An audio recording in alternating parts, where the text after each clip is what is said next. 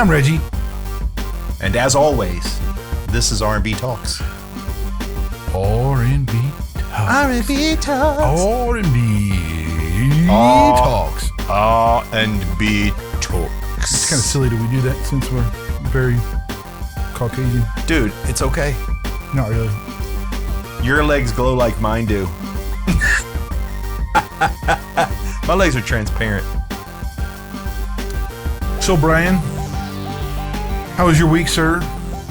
Everyone is insane, Reggie. Yeah. Sorry. It's a week. Yeah, it's a week. You work, you eat, you sleep, you exercise, you do all those things. You know, it's been a week, right? I've not been paying attention to news, but I've kind of been just doing some research. And boy, oh boy, I don't think I'm going to watch any more election news at all. I just don't think I'm going to. I don't think even if I'm going to watch the Vance Walls debate. That's the only thing I'm going to do. As the rest of it, I'm just done paying attention. I'm going to cast my vote when it's time, and then I'm just going to leave it be. I can't talk to people about it anymore because it's a toxic conversation from go. Because even if you're talking common sense and you're trying to have a rational conversation, most people who are on the other side of me are not rational at all. So I've decided that the best thing for me to do is just to let that die. And then I'm going to work and vote and hope for the best at this juncture. I think I'm pretty much at that point as well. But I will say that there's a thing. I think the ideology of the Democrat Party lends itself to certain aptitudes and attitudes. I'm going to disagree with that because I don't think you have to have any aptitude at all to back the Democratic Party. I think you have to literally be you can be a genius or a blank slate. I think the common denominator is this. It's okay if it's a lie, as long as it's a lie I want to hear. But there's still that's still an aptitude. Yeah, but what aptitude is it? It's a willful ignorance. That's very true. That is an aptitude that they have subscribed. Yes. Okay. An attitude of victimization, an attitude of this false sense of any number of things. But anyway, I guess where I'm going with this is that I do think that when you have this agenda items that have now gone, because keep in mind, I think we see a lot of Democrats that are getting and moving out of that party because it's gone too far. I think we see that. I mean, we have never had such a presidential thing like we have now with a conservative, like hardcore conservative president nomination that has now got two leaders of the Democrat Party involved in their campaign and in cabinets and all that kind of stuff. That is not, I mean, come on. And here's your biggest problem too. And this is something that I did notice when I was doing my research. Did you see the exchange between Karine Jean-Pierre and Peter Doocy? No. Where Peter Doocy simply asked a question. He goes, now that President Trump there's been an attempted assassination twice, which let's not even get into how historical it is that a president has two attempted assassinations in a 60-day period during an election cycle. He goes, when will you and President Biden and the rest of the officials in the Democratic Party stop using the word threat? And she literally closed her book and walked away from the mic. And the reason he asked the question was the last guy they caught, literally as he's being interrogated, is parroting the things that Kamala Harris and Joe Biden have said as the reasons he was going to assassinate him.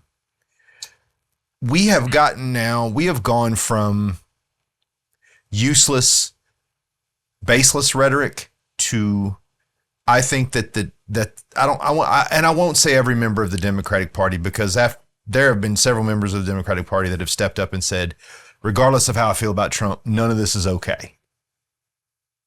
This man has almost had his life taken twice. There's something that's broken in the system. Yeah. But it's this left-leaning ideology of whatever it takes, whatever buttons we have to push. And you as well as I know that there's going to be amenable people out there to being verbally manipulated by the things that they hear on television. And you get somebody who's already suffering from some mental instability. Maybe something people know about, maybe something that hasn't floated to the surface yet. And you can't be shocked that that person is going to step across that line and think, well, he's a threat, so I may as well get rid of him. I'll say it. Say it. This is all on purpose. These people are connected. They're both in commercials for crying out loud, for things. They're both of the assassination dudes, man. Yeah. They're both connected to the left.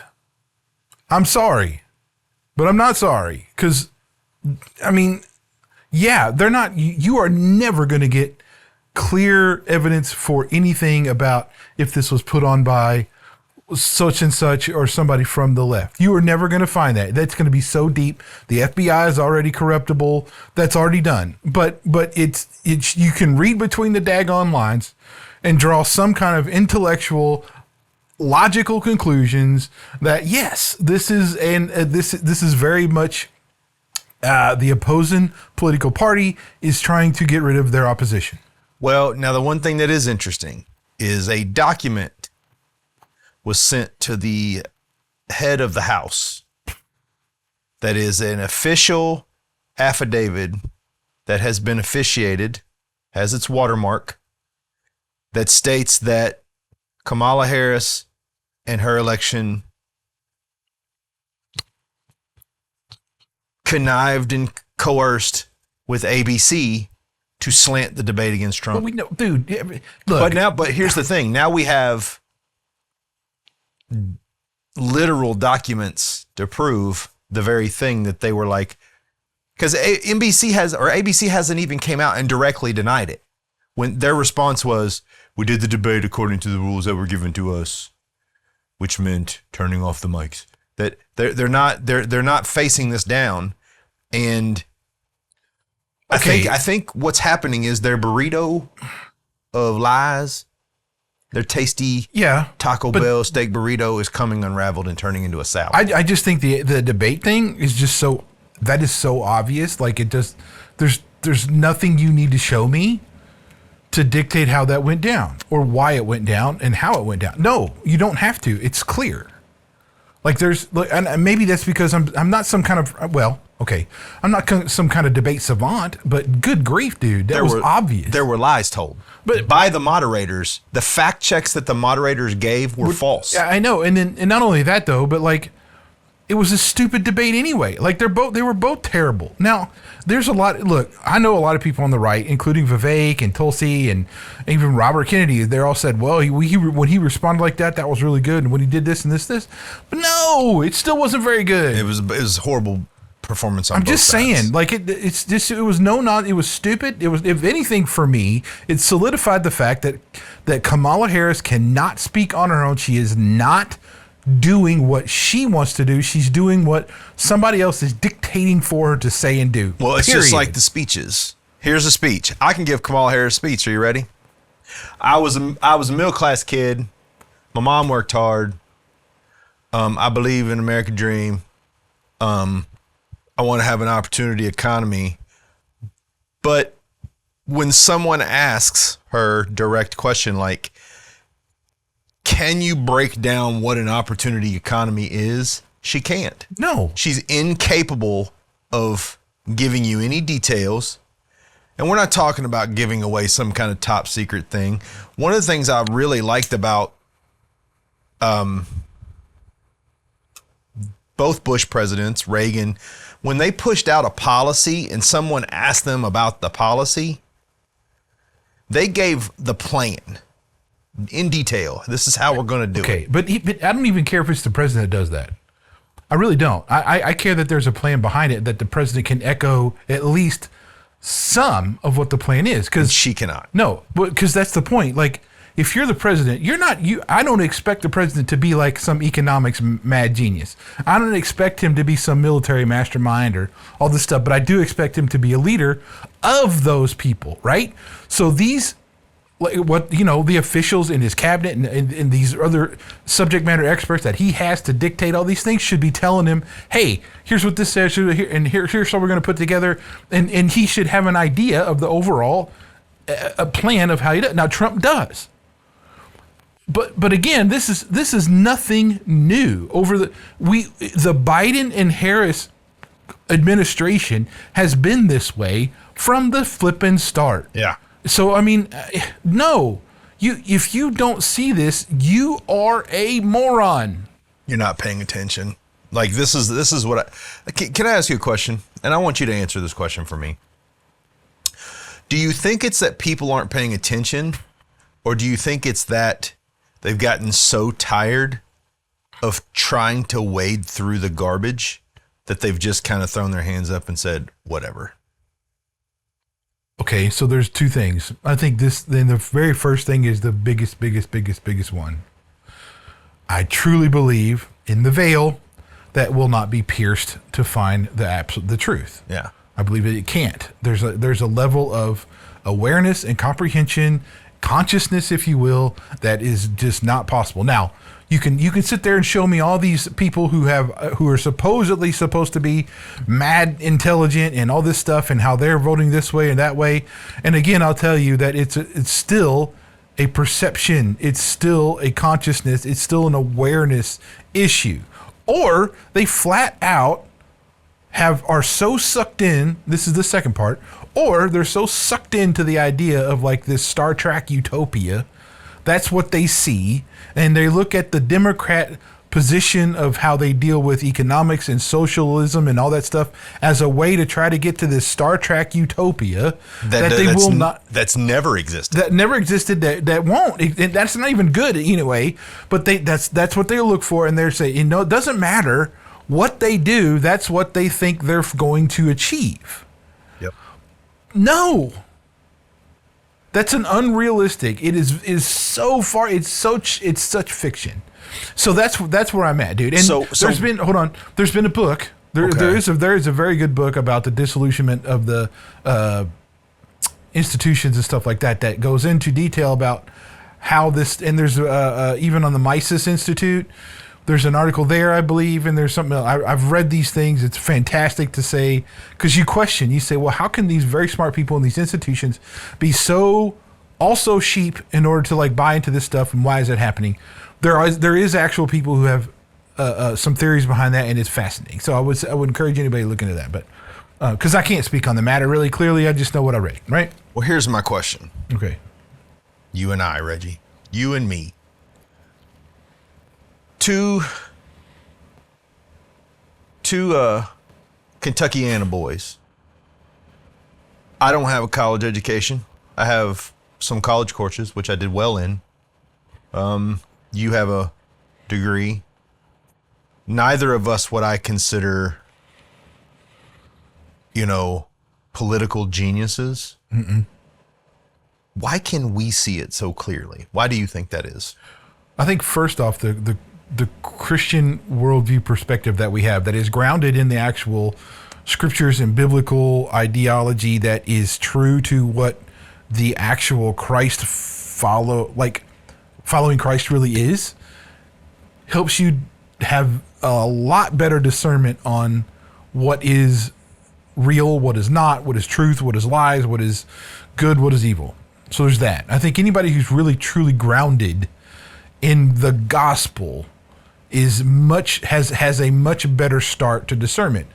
The second part about that is I think we both are kind of gifted with discernment. Yeah. So I would say that's also part of it. It's like, it's not even something we have to, I think they're only, let me say this. When we see something, we research, not because we need it, but because we've already got a theory about something. Yeah. That's pretty much, we'll have our own thoughts and ideas. We'll research it just to confirm it or whatever. And it's like 9 times out of 10, we're not really finding any new information that contradicts our theory. We're just confirming it usually, right? Yeah. That's what I say is like there's a gift of discernment that is there that I think we both possess that some others do not. I also say that you have places in the country where it's like the whole air of that culture, like let's say in like California and like LA, San Diego stuff, there's an air of this kind of, it is, dude, it's very weird. If you've ever been there, it's a different vibe than there is here. I'm not saying it's all bad. I had a really good time every time I went to LA or San Francisco or anything like that, but it is a very different vibe, dude. And here's what I also say. People just don't want to know, man. They just don't. The vast majority of people just will not even want to get into it. They're just going to say, well, everybody here is a Democrat, so I might vote that way. Or they don't even vote at all. Because remember, we got, sometimes it's less than half the population. And and that's the thing that I think bothers me the most in a lot of this is, I would dare to say that a very large portion of these people that are squawking about, all of the hot garbage that they're squawking about don't show up when it's time to vote. Probably not. So shut up. Yeah. Now here's the other thing. Both of us, and I look at this too, is like, what's my personal experience? Since I know the media is so jacked up and that we're not, and everything's sensational, even on the right. Like there's a guy, Dr. Turley or something. I followed him for a little bit, but it was everything he said. He made it so over sensational. It was just propaganda garbage. It is. From the right side. Everything was that way. He'd go tell a story and it was exaggerated or whatever constantly. I got annoyed. And I'm like, even if it's true, I don't want to hear it because he's blowing it way out of proportion or leading you to the wrong state. Anyway, my point is that, so I look at my personal experience. So both of us have had conversations with people on the opposite side of the political spectrum. Not a single one of us has had an encounter and multiple encounters with people on that we've had discussions with that has been able to answer the questions we simply had. The main question both of us have asked in all of these things is, what has Kamala actually done to help to like win your support? We've both asked this almost every single time, and no one has an answer. The only answer you get is she did some really good things for DA. I got that answer once. She's been a prosecutor. She's been a DA. She's been this. But here's the thing. I could be a stunt man, but until you know what stunts I've done, you're not going to be impressed. So she's been a DA. Okay, what did she do as a DA? I mean, I heard a very interesting interview on Megyn Kelly. The things that she did as a DA were simply deplorable. She extended prisoners with minor sentences out to get free labor in California. Don't set the guy free after he's done his time. Let's keep him a little longer because we need some free labor. Like, she's done things that are just deplorable, and they're all factual. You can look them all up. They're all out there. Like this stuff, this again is where I stumble. We have the world in our hand.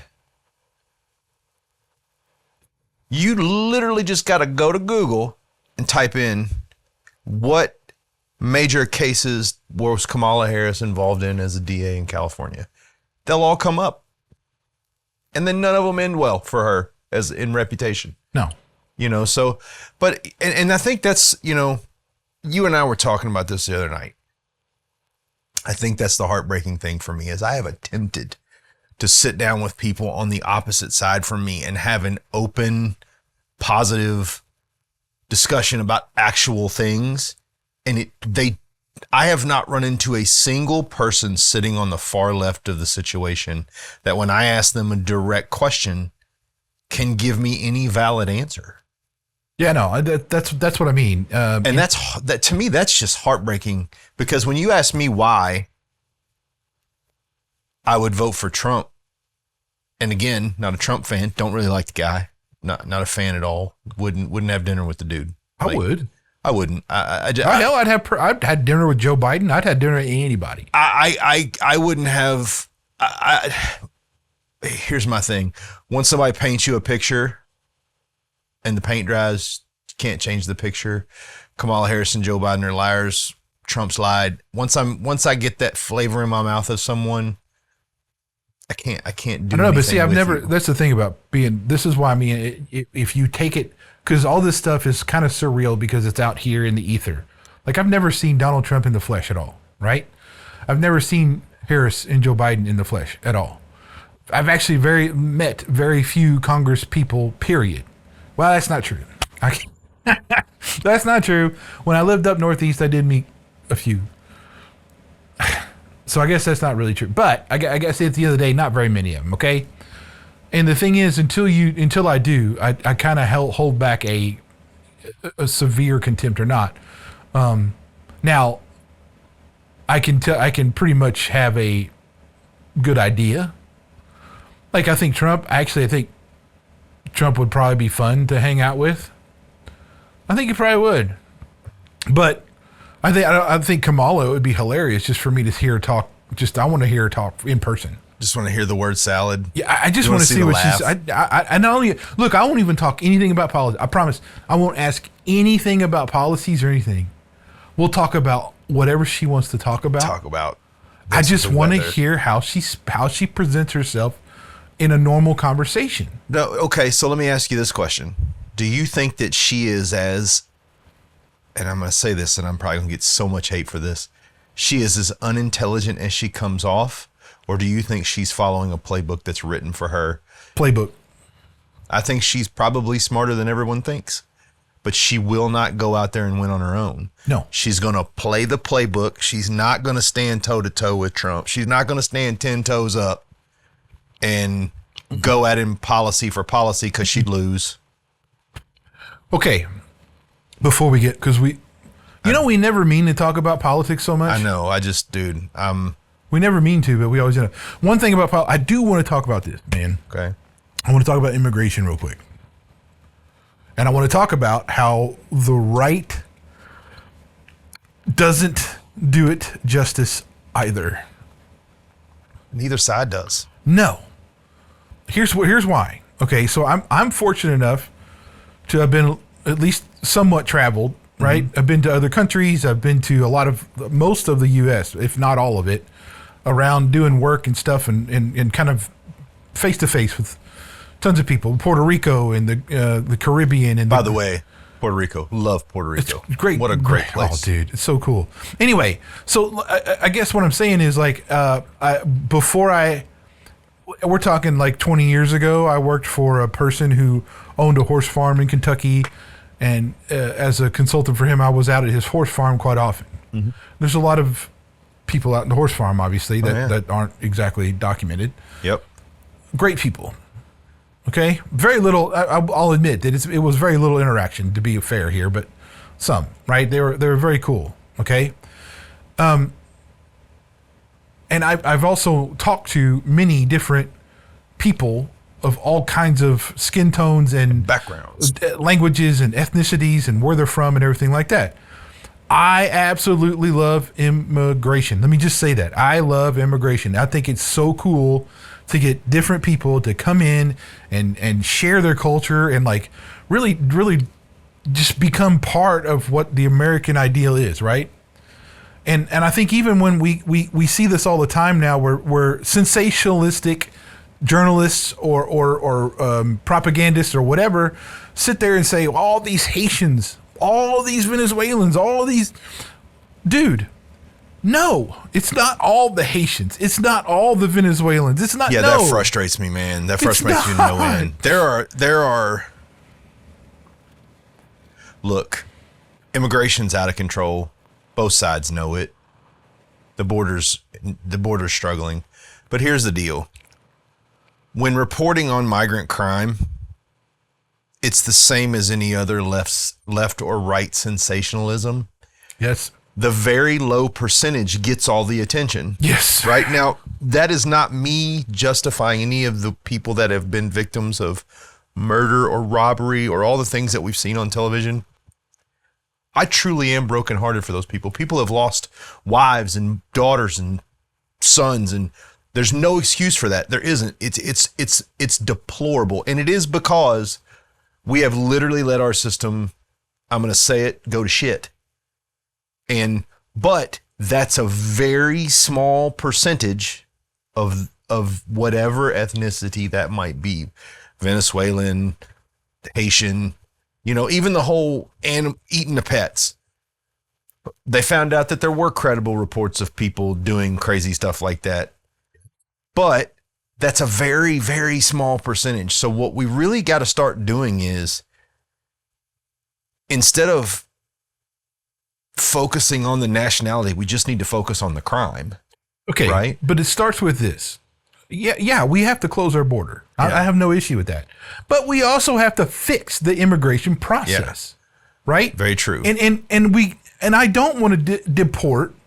I don't want to deport some dude who came here, who's worked hard for years. He's got a family here and all this stuff. He's not doing any criminal actions except, obviously being illegal is a criminal, but he's not committing any violent crimes or any of that stuff. He's generally working hard to take care of his family. No, then he's one of the ones we want to keep. And here's another thing. I know several. Sorry, Jose. I know I sent you a text and told you to watch this, but I'm going to use you on this thing. I have a guy I know, Jose. Jose's a good man.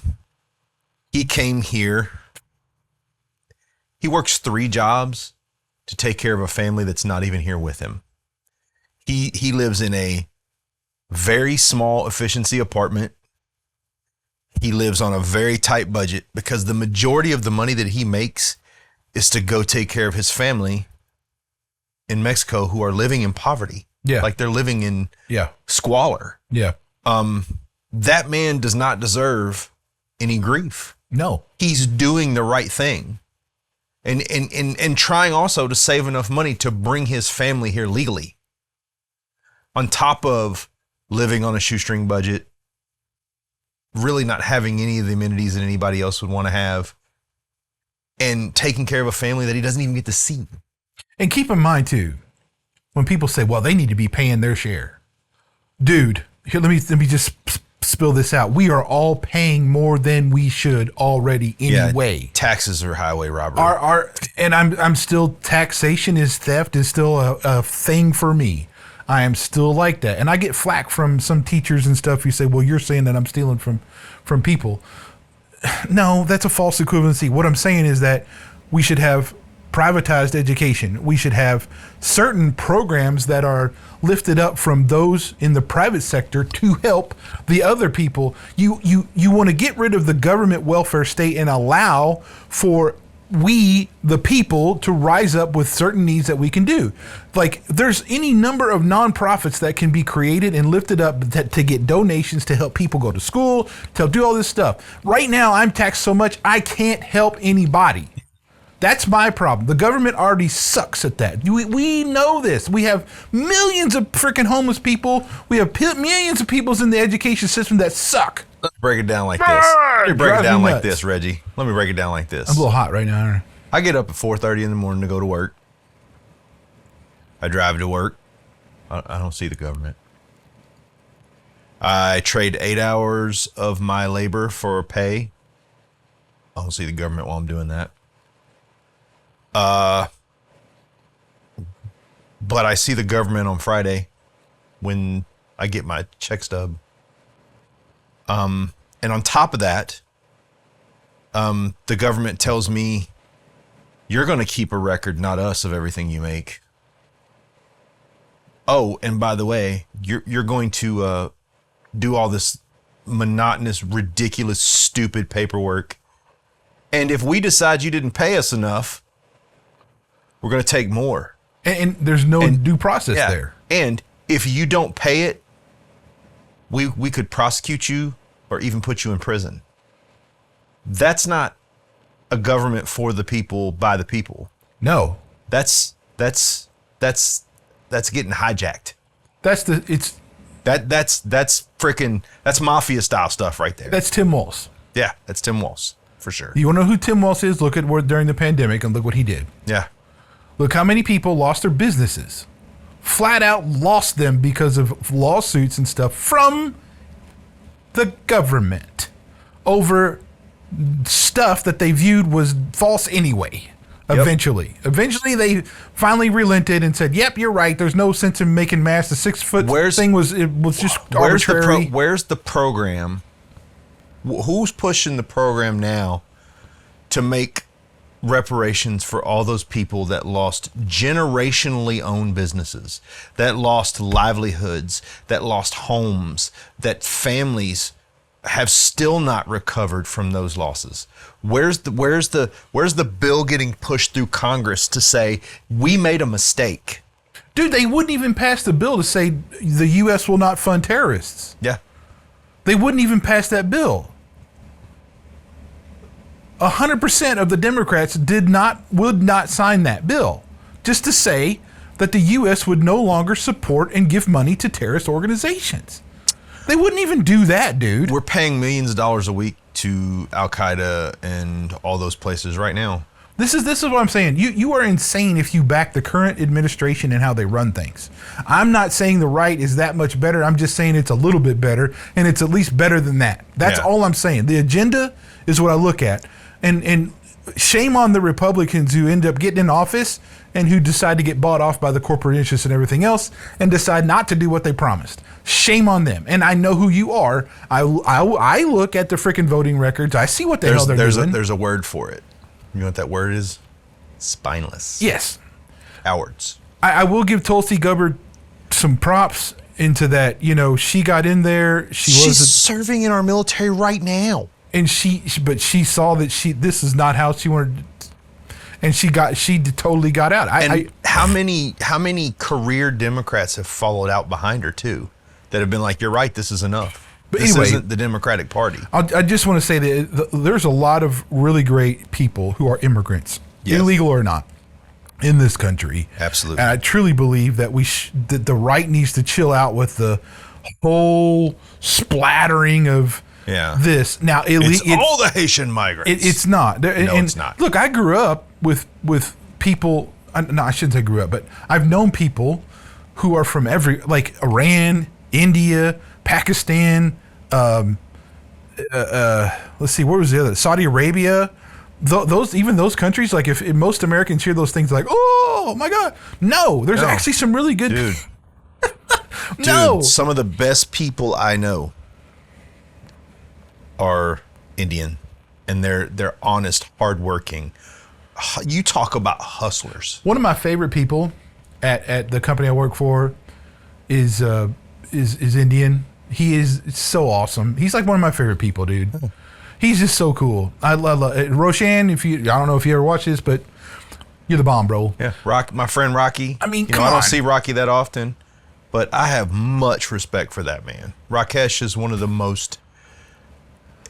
First of all, he makes me laugh every time I see him. He's funny as all get out. An amazing individual, a strong family man who has worked relentlessly to achieve the success that he's achieved, has never stopped hustling. I mean, there's so many great examples of people who they're just good people, man. I mean, they just want a shot. I'm just saying, right? We need to ease up a little bit about all this. Yes, we have a problem. Yes, that we do need to close the border, but not. I'm just saying, man. I just know too many of that are just awesome, and I wouldn't want them to think that just because of some immigration nonsense that I don't have control over or whatever. Yeah, that I somehow am attacking on them. The other side. No, not at all. I mean, but yes, we need to fix it. We need to have a very different, much more streamlined integration process. I realize we have some enemies all over the freaking place now. That's part of what the administration has done, by the way. So, that's where I'm at. So look, off that, because get off that. We just been. I think that's like a freaking. We just spent a solid 30 minutes on that, so it's okay. But I mean, look, that's okay. But we don't, this is our outlet for that stuff. So for sure. Hi, R&B Talks people. Hi. You're welcome. Well, Reggie, we should talk about something more uplifting. We should, Jimmy. And I'm not talking about elevator shoes. Let's immerse ourselves. Let's immerse ourselves in baptism. Shall we, Reggie? Yep. Let's go. Let's not sprinkle. Let's immerse ourselves. Let's immerse. That's right. So, Reggie, When I talk about baptism, there's so many there's misconceptions about baptism, first and foremost. You and I even talked about some of the misconceptions of baptism being literal. But besides that, there's so many different types of baptism. There's sprinkling, there's full body immersion. I even read about pouring, where they pour. Yes. Yes. Would you say that there is one that is probably the correct version? I mean, okay. So there's really only two. There's two primary ways of talking about baptism, but I believe what they call the believer's baptism is what's scripturally accurate, meaning that it's after a person has decided to follow Christ, they have a public profession of faith and their act of baptism is a symbolic of dying to themselves, dying with Christ, rising again as a new life with Christ, right? And that's a believer's baptism. That's a full immersion. Full immersion. Yeah. There is quite a debate around infant baptism. There is, yes. And I'm actually going to put some stuff down there, but it's really not. It's to me, it's kind of not even as complicated as what the people have said. They associate the infant baptism going back to the when God gave Abraham the Abrahamic covenant, which was circumcision. That was the sign that they were now, in covenant with. That was the sign of the covenant. Okay. Yes. That was after Abraham. So what they associate that covenant with is kind of what baptism, the new covenant, the new thing. So they're saying that the old covenant is still active. That baptism is related to that, in that they did infant baptism in the Old Testament as well. Don't get me wrong. I think that's in there, but I don't get the way Paul explains baptisms, his version of baptism in Romans 6. I just don't. That does not equate to anything an infant could understand or visualize. Right. So for me, I'm not saying I don't really care if you baptize your infant or not. I just think I don't think it matters. I don't think that does anything. But that's primarily what I want to talk. So there's two things. Because I got when I was studying Romans at Liberty, I got in a discussion with the professor about this, because he said it wasn't symbolic. And I could not get over that. And we had many discussions. And unfortunately, because of the way the classes work and everything, I didn't really get a chance to really flesh all this out. But he didn't understand why. I didn't think it was not symbolic. And he thought that was really to him, he didn't understand it at all. And to me, I didn't understand that at all. Like, why? How could you not think it's symbolic? You're not actually physically drowning.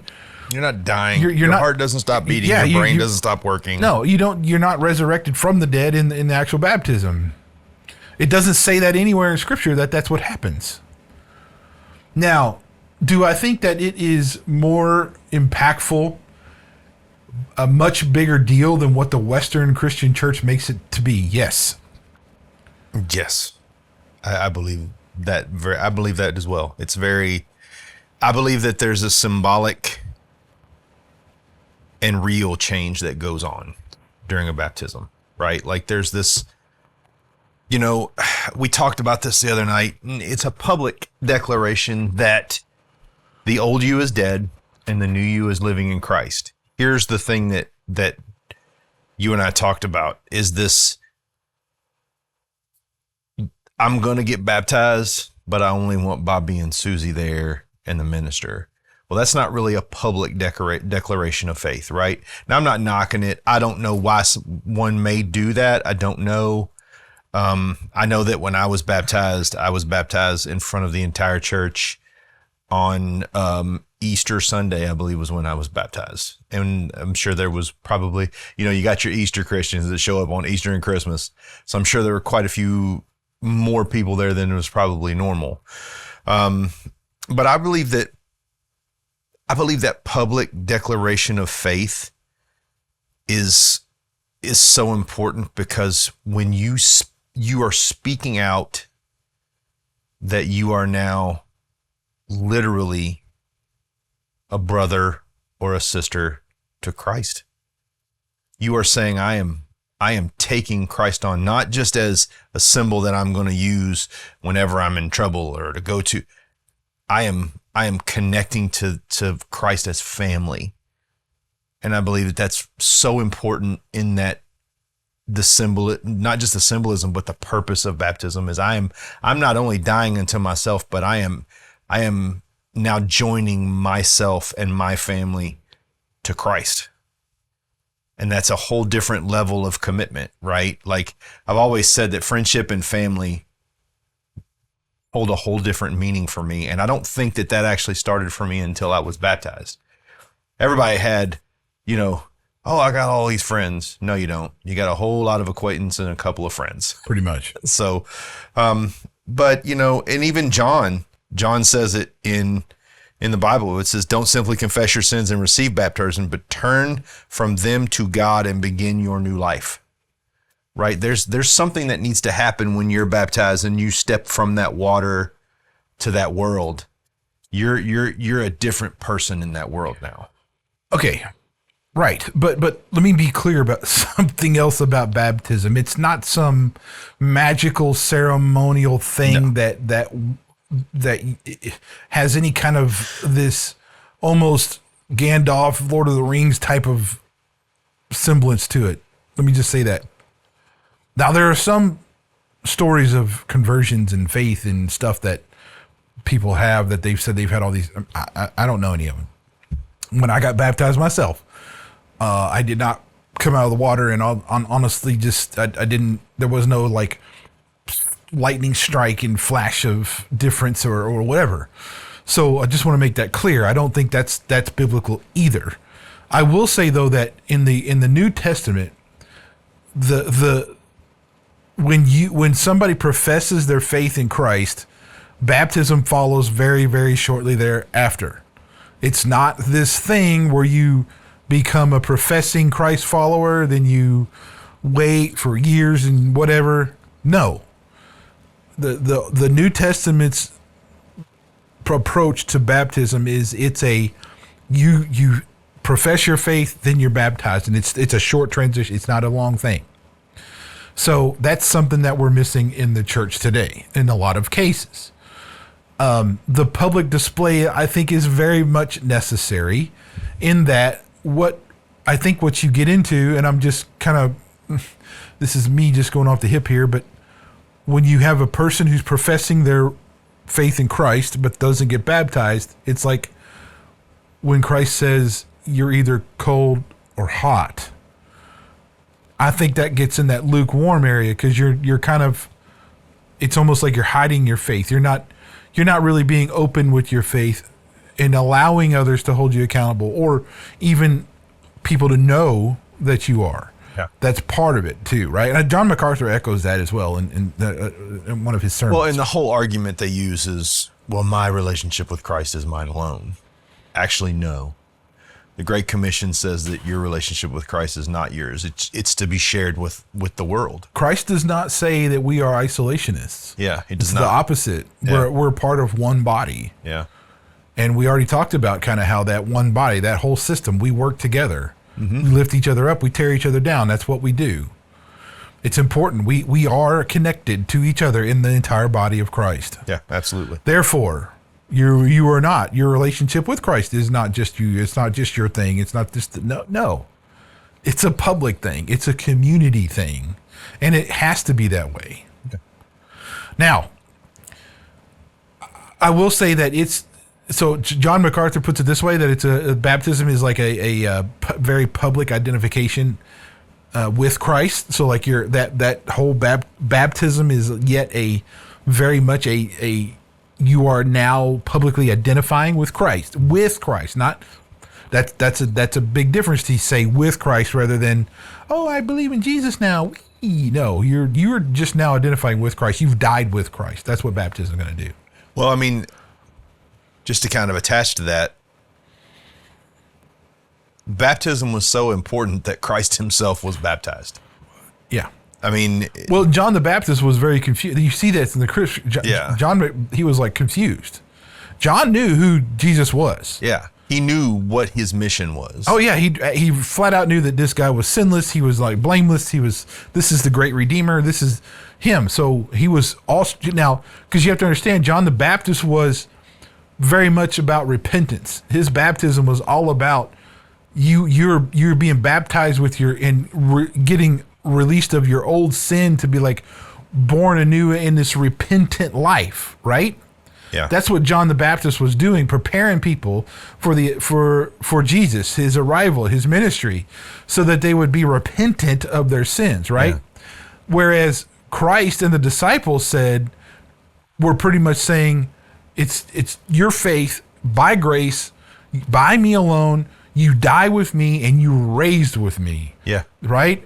So that's a difference of that. Well, it even says by submitting to John's baptism, Jesus took the sins of the world on his shoulders so that he could carry them to the cross and bury them in his tomb. So was his baptism like ours in the sense of we're dying and being born again to try to live, and I want to use that word clearly, to try to live a sinless life, because none of us are perfect. No. His was to prepare himself to carry all of the sins that we have, are, and will commit to the cross. Okay, I think I might have a little different take. Okay, lay it on me, big dog. Because I think the reason why Jesus got baptized, for one, he always set the example for what we should be. Yes, he did. And that was something and it's clear that this is a vital component to the Christian walk, is baptism. I think him being immersed and raised was a foretelling of what he was going to do, for one. Mm-hmm. And Symbolic. Second, I think he was also submitting almost to himself in that point, like rising up and saying, yeah, I'm, it's like I would almost say that he was moreover setting the example as submitting to his Father, in a way. Yeah, but I mean, there was no cleansing or new life, old life thing. I think that because Christ didn't need, that's not what it was. But I think that it was such a big thing for him, because I think I echo John MacArthur here when he says that baptism is one of the most precious symbols to the Lord of what we will do or commit to. Yeah. That's how important it is. Now, keep in mind, the way that the text, how we get baptism is from like baptismo or one of the other, there's another couple of Greek words, but the early people who were translating trying to get this, the baptism was so much more than an immersion, mm-hmm. that they needed another word for it, hence why it came baptismo and all that stuff, right? So keep in mind, it wasn't just immersion. This whole it was so important and so significant, it needed a different word to describe it. I mean, the Greek word baptiz, or the word baptism, comes from the Greek word baptisma, which means to wash or dip. It comes from the masculine Greek noun baptismos, which is it's the Hellenistic Judaism during the Second Temple period, with both baptismos and baptisma came from the verb baptizo, which means I wash. So I think that the root words. That's what I'm saying. It really needed a certain thing. I think it's important also to know that in the Old Testament, I don't know about now because I haven't, obviously I've never tried to be a Jew, but when a Gentile wanted to be a part of the proselyte and all that stuff, so they were circumcised and they were baptized. for a different thing. They were saying they were dying to their old life as a Gentile, rising anew as a Jew. Mm-hmm. There was a whole thing for that. So that's where we carry over into the New Testament to see that take on a much more significant event, right? Mm-hmm. So I will. So getting back to the infant thing, here's what really puzzles me about that: the sign of the like when they talk about the sign of the covenant and all this kind of stuff, and but you don't have to be technically baptized to actually make it through into heaven. Let me say it again. Baptism is not required for you to be a saved individual. The profession of faith, the heart change, and the intentionality of actually seeing Christ as the way, the truth, the life. That is it. Keep in mind, we're talking 5 solas here. Yeah. 5 solas don't include baptism. Yeah. Right? Scripture, glory, faith, Christ. These basic things don't include baptism. All right. So there's that we must be clear about this, mm-hmm. which is also why I don't see why you would think why there's no, like, if I'm a Christian and I've been baptized and I'm walking around, there's still, I'm not carrying around some sign on my shirt that says I've been baptized. I'm born again Christian. But the way I act, the way I go about life displays my covenant with God. That I've accepted. I'm living in this covenant. I'm a born again person, right? I'm now, and I'm living according to the way that Christ dictated. But I understand this, and as an infant, you're not going to. And so anyway, wasn't that part of the Anabaptist? It was a 16th century movement, Protestant Reformation, correct? Yes. But the Anabaptists were persecuted by both Protestants and Roman Catholics during the 16th and 17th centuries. There are still some existent branches of Anabaptists, which the majors would be, I think, Amish, Mennonite, and the Hutterites. I think, am I saying that right? Hutterites, the Hutterites. Something like that. Something like that. But I mean, Anabaptists were very clear about it needed to be a conscious decision made by an individual, right? That you needed to be able to know and understand what you were doing, right? Correct. And I also think that, I think that my baptism for me was a very personal decision. I'd had the heart change. I was looking at life through a different lens, but I sat with the youth minister in my church at the time, and he actually spent time with me, not asking me if I wanted to be baptized, but sort of educating me on the necessity of baptism. And then at the end of that education, and he said, whenever you're ready, let us know and we'll take care of it, right? He didn't go, so let's go upstairs and get baptized right now. So he didn't pressure me. I was 15, 16 years old. Now, granted, about 6 to 8 weeks after that kind of lesson ended was when I got baptized. But I think it's easier when you've had that heart change to sort of see the necessity of it, right? Like, you want people to know. One of the reasons why I don't have a problem talking to people about what I believe is because what I, in my heart of hearts, believe that Christ represents hope. Sure. In a very hopeless, very broken world, Christ represents hope, and that hope has carried me through so much and shown me so much that I want other people to see that there's hope. So that public display of I'm changing from this worldly person to this person filled with the love and hope of Christ, that it's necessary to be public about that, like to be open about that, and to be very connected about that. And look, we have to be thankful for where we live today. Yeah. We're able to do that. There's still places in the world where it's illegal, where you cannot do that. where it's not really, if you were to be baptized in public, they would kill you.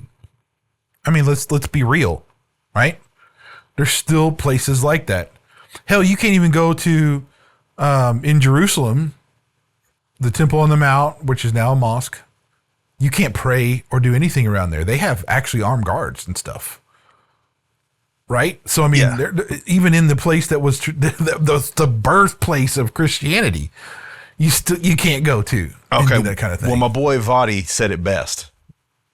Vadi Bakum said, because they believe that baptism should be applied only to professing believers, those who have had water sprinkled on them as infants have not been baptized. At the same time, nearly all of them also believe that they are genuine Christians who have wrong baptismal theology and wrong practice.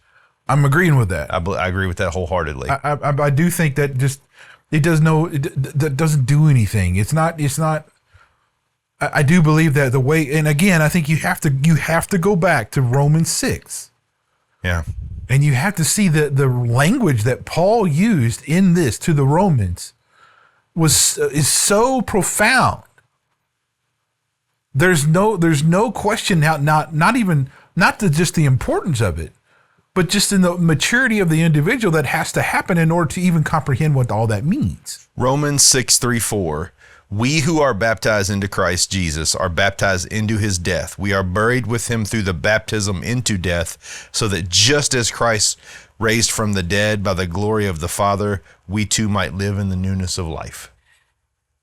I don't think it could be any clearer. No, I don't think there really is. And there's not really a question. I mean, it's generally accepted by most Christian scholarship that's, this is what it is. Now, you had people like John Calvin. Calvin even was like, well, believed in infant baptism and stuff. But it was, again, we've had a lot more time to study this stuff. Yeah, we've had a lot more come to the surface. One of the things that one of the commentaries in the Tyndale New Testament, baptism thus seals the believer's exodus, his deliverance from the bondage of sin and his entry into a new life of freedom. Burial sets the seal on death, so the Christian's baptism is a token burial in which the old order of life and sin comes to an end, to be replaced by the new order of life in Christ. Death pays all debts. So those who have died with Christ have the slate wiped clean and are ready to begin their new life with Christ, freed from the entail of the past. The law demanded obedience, but grace supplies the will and the power to obey. Hence, grace breaks the mastery of sin as law could not. By grace alone. So, that's the thing, man. Yes, it is symbolic. It's not a real thing. There's no way no one's going to convince me of that. That's preposterous. Now, is it real though? Yes. Is it a real thing that you're signifying? Yes, you are. Is it something that should be transformative? I believe that you should probably already be there before you are doing the baptism.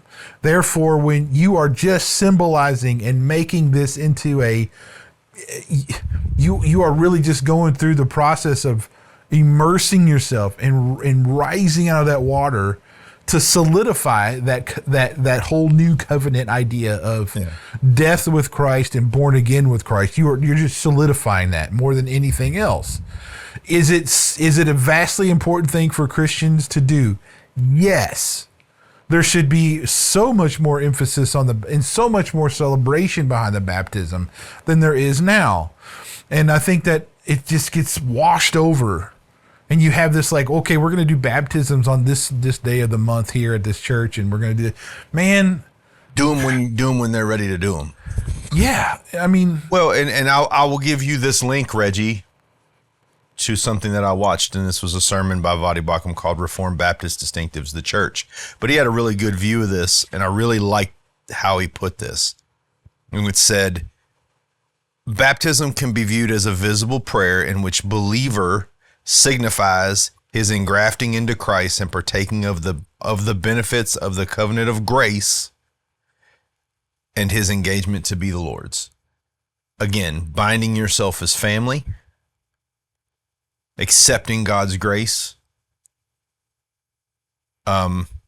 There's just, I think when we use the word baptism, I think a lot of people think, oh, I get dunked and I come up. There's so much attached to that action. There's, you're literally saying, I don't want that old life anymore. So you're letting go of all of those things. I'm dying unto myself and unto the world.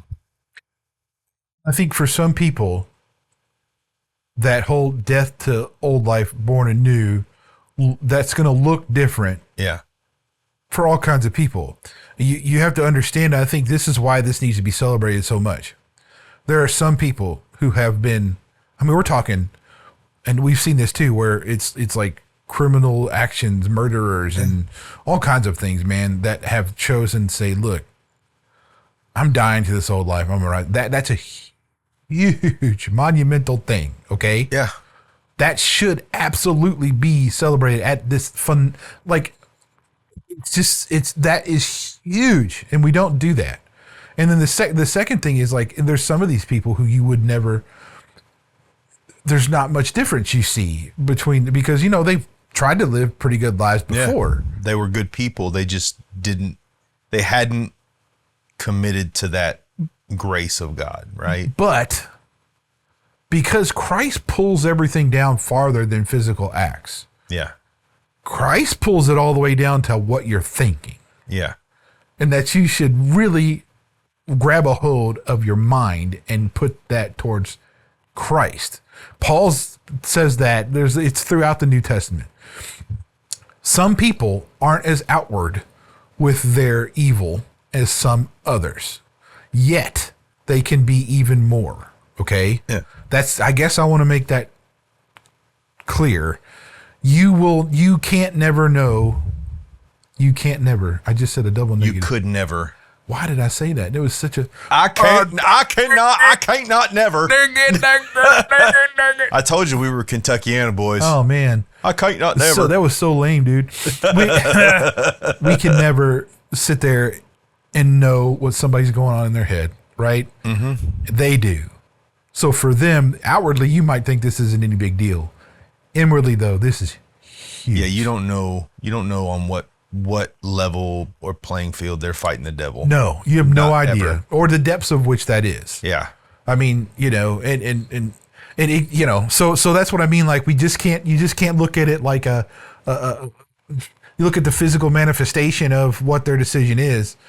That could be a really mental journey that they've decided to take, and it's monumental. And the battle for them may be 1,000 times more difficult in their head than it is in their everyday active life. Right.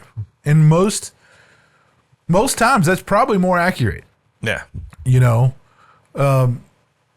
Yeah. I mean, it's crazy. Somebody might be just really dealing with temptation on some, whatever it may be. And it may not never have outward focus, but they've fantasized about whatever. Yeah. Whether it be violence or sex or whatever, that's a constant thing for them that now they've decided to bury that. You know, dude. And that's also why we kind of have to get back to pastors who are intimate with their congregations.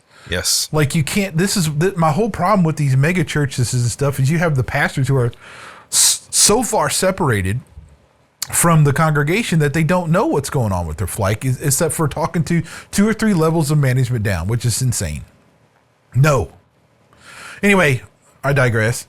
So, yeah, I do think that we as the Western American Christian church have got to do better with how we approach baptism.